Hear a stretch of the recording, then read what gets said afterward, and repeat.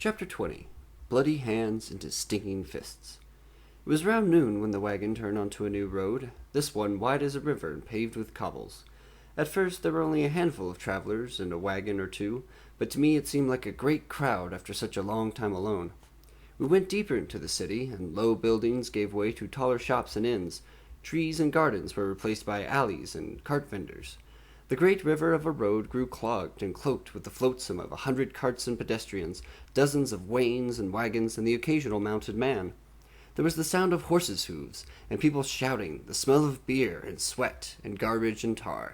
I wondered which city this was, and if I'd been here before. I gritted my teeth and forced myself to think of other things.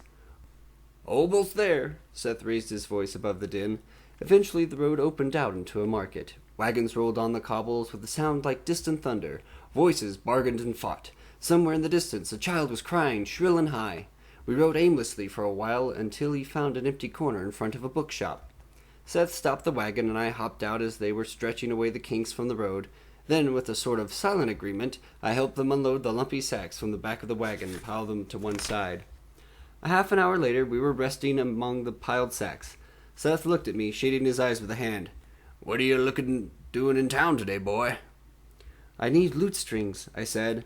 Only then did I realize I didn't know where my father's lute was. I looked around wildly.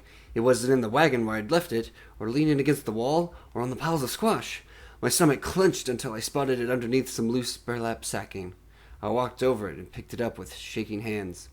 The old farmer grinned at me and held out a pair of the knobby squash we'd been unloading. "How would your mother like it if you brought home a couple of the finest orange buttersquash this side of the Eld?" "No, I can't," I stammered, pushing away a memory of raw fingers digging in the mud and the smell of burning hair. I mean, you've already..." I trailed off, clutching my lute closer to my chest and moving a couple of steps away. He looked at me more closely, as if seeing me for the first time. Suddenly self-conscious, I imagined how I must look, ragged and half-starved. I hugged the lute and backed further away. The farmer's hands fell to his side, and his smile faded. "Ah, lad," he said softly. He set the squash down, then turned back to me and spoke with a gentle seriousness. "Me and Jake will be here selling until round about sundown. If you find what you're looking for by then, you'd be welcome back on the farm with us. The missus and me could sure use an extra hand some days. You'd be more than welcome, wouldn't he, Jake?" Jake was looking at me too, pity written across his honest face. "Sure enough, Pa. She said so right afore we left." The old farmer continued to look at me with serious eyes. "This is Seaward Square," he said, pointing at his feet. "We'll be here till dark, maybe a little after. You come back if and then you want to ride." His eyes turned worried. "You hear me? You can come back with us." I continued to back away, step by step, not sure why I was doing it, only knowing that if I went with him, I would have to explain, would have to remember. Anything was better than opening that door. No, thank you," I stammered. "You've helped so much. I'll be fine." I was jostled from behind by a man in a leather apron. Startled, I turned and ran. I heard one of them call out behind me, but the crowd drowned them out. I ran, my heart heavy in my chest. Tarbine is big enough that you cannot walk from one end to the other in a single day, not even if you avoid getting lost or accosted in the tangled web of twisting streets and dead-end alleys. It was too big, actually. It was vast, immense. Seas of people, forests of buildings, roads as wide as rivers.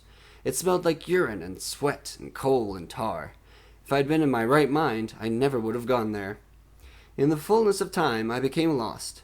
I took a turn too early or too late, then tried to compensate by cutting through an alley like a narrow chasm between two tall buildings. It wound like a gully carved by a river that had left to find a cleaner bed. Garbage drifted up the walls and filled the cracks between buildings and the alcove doorways. After I had taken several turns, I caught the rancid smell of something dead. I turned a corner and staggered against the wall as pain stars blinded me. I felt rough hands grab hold of my arms. I opened my eyes to see an older boy.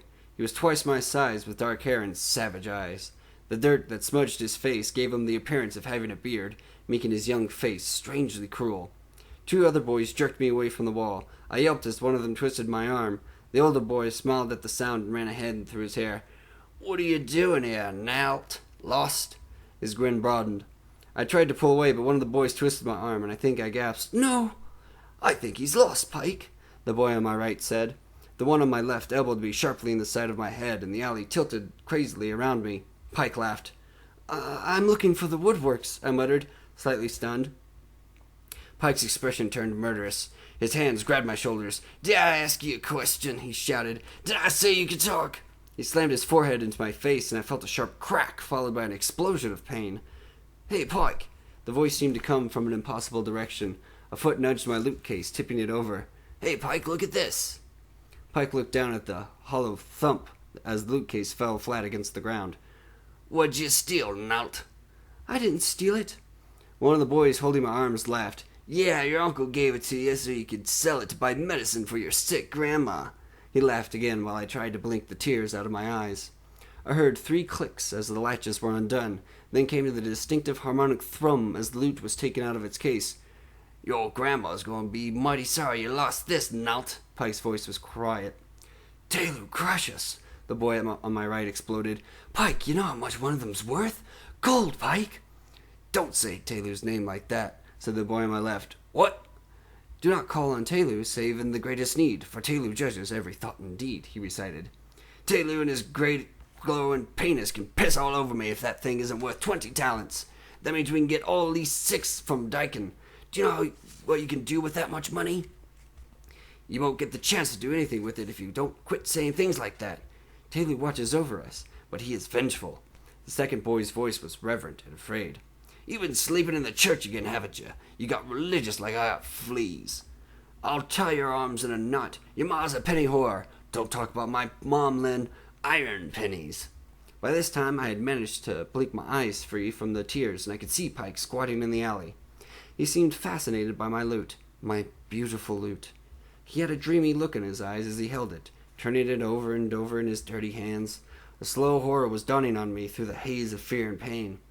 As the 2 voices grew louder behind me, I began to feel a hot anger inside. I tensed. I couldn't fight them, but I knew if I got hold of my loot and made it into a crowd, I could lose them and be safe again. But she kept humping away anyway, but now she only got a halfpenny to throw. That's why your head's so soft. You're lucky you don't have a dent, so don't feel bad. That's why you get religious so easy," the first boy finished triumphantly. I felt only a tenseness on my right side. I tensed too, ready to spring. "But thanks for the warning. I hear Taylor likes to hide behind big clumps of horseshit and the—" Suddenly, both my arms were free as one boy tackled the other into the wall. I sprinted the 3 steps to Pike, grabbed the loot by the neck, and pulled. But Pike was quicker than I had expected, or stronger. The loot didn't come away in my hand. I was jerked to a halt, and Pike was pulled to his feet. My frustration and anger boiled over. I let go of the loot and threw myself at Pike. I clawed madly at his face and neck, but he was a veteran of too many street fights to let me get close to anything vital. One of my fingernails tore a line of blood across his face from ear to chin. Then he was against me, pressing me back until I hit the alley wall. My head struck brick, and I would have fallen if Pike hadn't been grinding me into the crumbling wall. I gasped for breath, and only then realized I'd been screaming all the while. He smelled like old sweat and rancid oil. His hands pinned my arms to my sides as he pressed me harder into the wall. I was dimly aware that he must have dropped my loot. I gasped for breath again and flailed blindly, knocking my head against the wall again. I found my face pressed into his shoulder and bit down hard. I felt his skin break under my teeth and tasted blood. Pike screamed and jerked away from me. I drew a breath and winced at a tearing pain in my chest. Before I could move or think, Pike grabbed me again. He bludgeoned me up against the wall. Once, twice. My head whipsawed back and forth, caroming off the wall. Then he grabbed me by the throat, spun me around, and threw me to the ground. That's when I heard the noise, and everything seemed to stop. After my troop was murdered, there were times when I would dream of my parents, alive and singing. In my dream, their deaths must have been a mistake, a misunderstanding, a new play they'd been rehearsing, and for a few moments I had relief from the great blanketing grief that was constantly crushing me. I hugged them, and we laughed at my foolish worry. I sang with them, and for a moment everything was wonderful. Wonderful. But I always woke up, alone in the dark by the forest pool. What was I doing out here? Where were my parents? Then I would remember everything, like a wound ripping open. They were dead, and I was horribly alone. And that great weight that had been lifted for just a moment would come crushing down again, worse than before because I wasn't ready for it. Then I'd lay on my back, staring into the dark with my chest aching and my breath coming hard, knowing deep inside that nothing would ever be right, ever again. When Pike threw me to the ground, My body was almost too numb to feel my father's lute being crushed underneath me. The sound it made was like a dying dream, and it brought that same sick, breathless ache back to my chest. I looked around and saw Pike breathing heavily and clutching his shoulder. One of the boys was kneeling on the chest of the other. They weren't wrestling anymore. Both were looking in my direction, stunned. I stared numbly at my hands, bloody where slivers of wood had pierced the skin. "Little bastard bit me," Pike said quietly, as if he couldn't quite believe what had happened. "Get off me," said the boy lying on his back. "I said you shouldn't say things like that. Look what happened." Pike's expression twisted, and his face went a livid red. "Bit me!" he shouted, and swung a vicious kick at my head. I tried to get out of the way without doing any more damage to the lute. His kick caught me in the kidney and sent me sprawling onto the wreckage again, splintering it even further. "See what happens when you mock Telu's name?" "Shut up about Telu! Get off me and grab that thing! Might still be worth something to Dickon! Look what you did!" Pike continued to howl above me. A kick caught me in the side and rolled me halfway over. The edges of my vision started to darken. I almost welcomed it as a distraction, but the deeper pain was still there, untouched. I balled my bloody hands into stinking fists. "These knob things still seem okay. They're silvery. I bet we can get something for 'em." Pike pulled back his foot again. I tried to put up my hands to keep it away, but my arms just twitched, and Pike kicked me in the stomach. "Grab that bit over there. Pike! Pike!" Pike kicked me in the stomach again, and I vomited weakly onto the cobblestones. "You there, stop! Steady watch!" A new voice shouted. A heartbeat of stillness was followed by a scuffle and a flurry of pattering feet. A second later, heavy boots pounded past and faded in the distance. I remember the ache in my chest. I blacked out. I was shaken out of darkness by someone turning my pockets inside out. I tried unsuccessfully to open my eyes.